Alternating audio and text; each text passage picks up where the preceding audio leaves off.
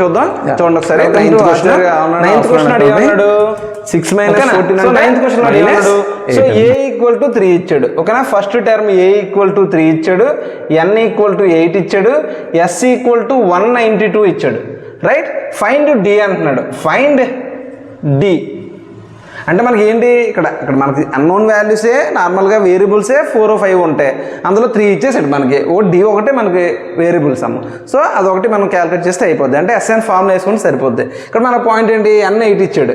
ఓకేనా, అంటే s8 ఎంత ఇచ్చాడు, ఓకేనా 102 అని చెప్పేసి ఇచ్చాడు అనమాట. 192 అని చెప్పేసి ఇచ్చాడు మనకి. ఎస్ఎన్కి ఫార్ములా ఏంటి, n/2 × 2a + n - 1 × d.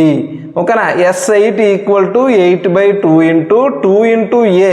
ఎంత ఇచ్చాడు 3 + 8 - 1 × d. Right, 8 - 1.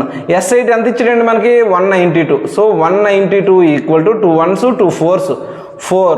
Right, so 2 3s 6 + 7d. Right, 7d. ఇక్కడ 4 ఏం చేస్తుంది మనకి, మల్టిప్లై చేస్తుంది. ఇటువైపు వెళ్తే డివైడ్ చేస్తుంది. అంటే 192/4 = 6 + 7d. ఓకేనా, 4 4s 4 8s.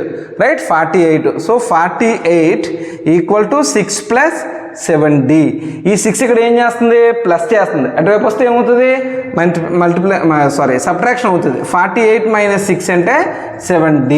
రైట్, అంటే 42. 42 వచ్చేసరికి ఎంతనా 7d. అంటే d ఇక్కడ ఏం చేస్తుంది, ఇక్కడ 7 ఏం చేస్తుంది, మల్టిప్లై చేస్తుంది. ఇటువైపు వస్తే ట్రాన్స్పోజ్ అయితే ఇటువైపు. ఓకేనా, సో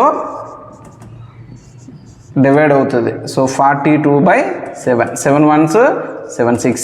d = ఎంత అండి 6 అండి. సరిపోయిందా, d =